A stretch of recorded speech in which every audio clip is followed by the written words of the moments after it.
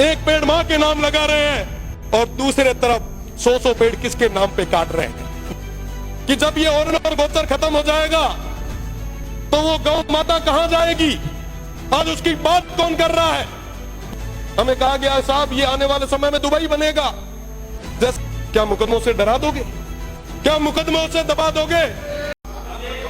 धन्यवाद सभापति महोदय, आपने मुझे बोलने का मौका दिया। सबसे पहले मैं शिव की जनता का धन्यवाद देना चाहूंगा कि उन्होंने एक अध्यापक के बेटे पे विश्वास जताया और प्रदेश की सबसे बड़ी पंचायत में सबसे युवा सदस्य बनने का मौका दिया। शिव की देवतुल्य जनता का मैं धन्यवाद देता हूं। साथ ही साथ मैं वर्तमान सरकार को बहुत बहुत धन्यवाद देता हूं कि वो यूथ पॉलिसी ले आए। घुमंतुओं और अर्ध घुमंतुओं के लिए पट्टे की व्यवस्था आपने की, जैसा कि पहले मैंने निवेदन किया था, इस सदन में मांग उठाई थी, उस पर काम हुआ, मैं उसकी बधाई देता हूं। साथ ही साथ राइजिंग राजस्थान एक सफल आपका आयोजन रहा, मैं उसकी भी आपको खूब खूब बधाई देता हूं। साथ ही साथ राइजिंग राजस्थान में हम सभी को जाने का मौका मिला, उसके एमओयू के बारे में पढ़ने का मौका मिला। रोज अखबारों में बहुत बड़ी बड़ी बातें उसको लेके लिखी जाती थी।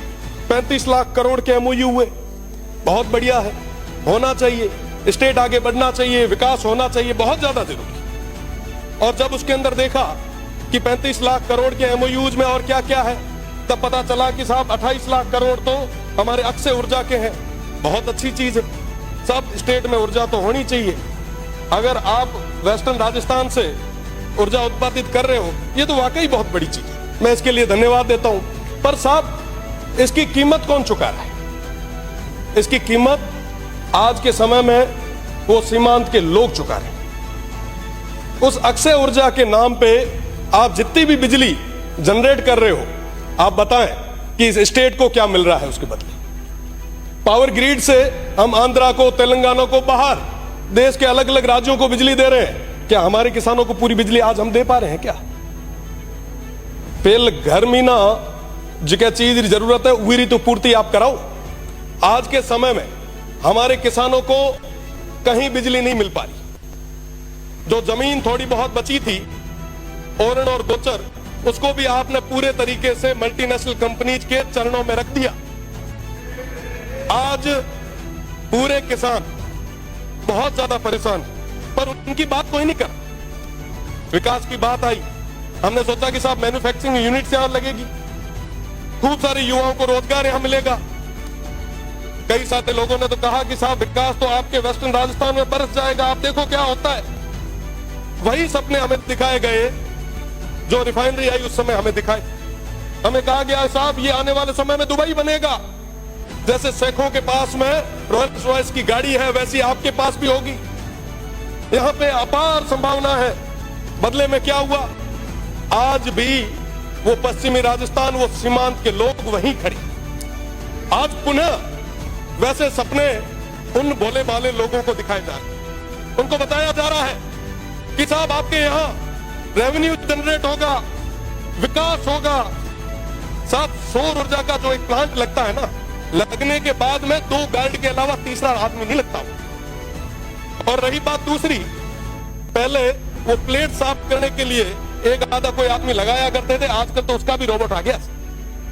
और वहां पे पूरे तरीके से वन्य संपदा थी, उसको पूरे तरीके से खत्म कर दिया। अभी महाराज जी कह रहे थे लंपी की बात, पिछले लंपी के दौर में हमने भी खूब सारा प्रयास किया। गाय हम सभी के लिए पवित्र है, भगवान रूपी है। पर साहब आप बताएं कि जब ये ओरण और गोचर खत्म हो जाएगा तो वो गौ माता कहां जाएगी? आज उसकी बात कौन कर रहा है?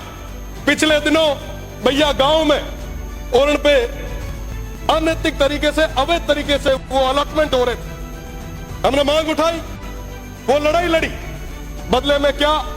मुकदमे। क्या मुकदमों से डरा दोगे? क्या मुकदमों से दबा दोगे?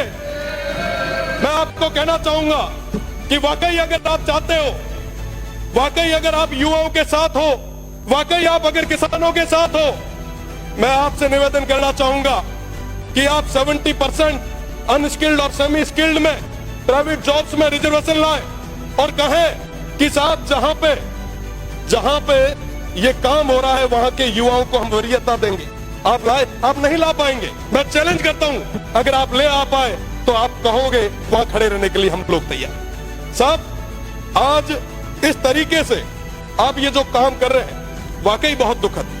लाखों की संख्या में खेजड़ियां कट रही है, वन्य संपदा खत्म हो रही है।